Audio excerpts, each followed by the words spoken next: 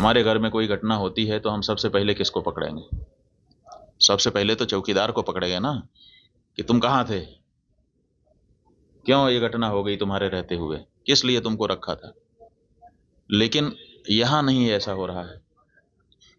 यहाँ जो है कहते तो हैं कि हम चौकीदार हैं, लेकिन चौकीदारी अगर की गई होती, हाँ चौकीदार अगर अपने काम में पक्का होता है तो उसके ऊपर आक्रमण करके उसको कोई मार दे, लेकिन फिर कहा जाता है कि इस चौकीदार ने अपना निभाया।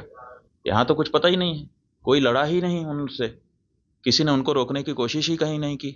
वो आए, घटना की, आराम से चले गए, कहीं पर उनको कोई बाधा नहीं है। कहाँ है चौकीदार?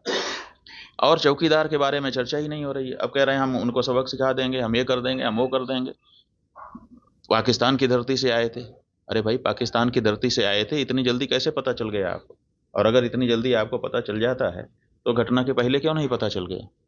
और दूसरी बात यह है कि अगर पाकिस्तान से आए तो पाकिस्तान के खिलाफ अच्छी तगड़ी कार्रवाई करिए। आप कह रहे हैं कि हम सिंधु नदी का जल रोक देंगे। आपके पास जल को रोकने या उसको डाइवर्ट करके अपने ही यहाँ, अपने ही देश में रख लेने का कोई उपाय ही नहीं है। हमने विशेषज्ञों से पूछा कि अगर हम सिंधु नदी का जल पाकिस्तान में जाने से रोकना चाहते हैं तो हमारे पास क्या व्यवस्था है। उन्होंने कहा हमारे पास कोई व्यवस्था नहीं है। अगर हम आज से शुरू करें कि ऐसी व्यवस्था हम बना लें तो पैसा कितना लगेगा वो तो अभी पूछिए ही मत। अगर पैसा पर्याप्त दे दिया जाए, पैसे के कारण एक दिन भी काम ना रुके, तब भी 20 साल लगेगा, तब हम सिंधु नदी का जल रोक पाएंगे।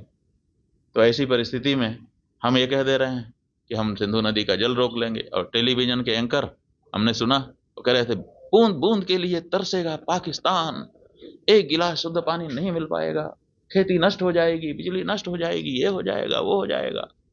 गजब बता रहे थे, ऐसा लग रहा था कि जैसे प्यास तो लग ही गई पाकिस्तान को। और इधर विशेषज्ञ बता रहे हैं कि हमारे पास पानी को रोक लेने का कोई उपाय ही नहीं है।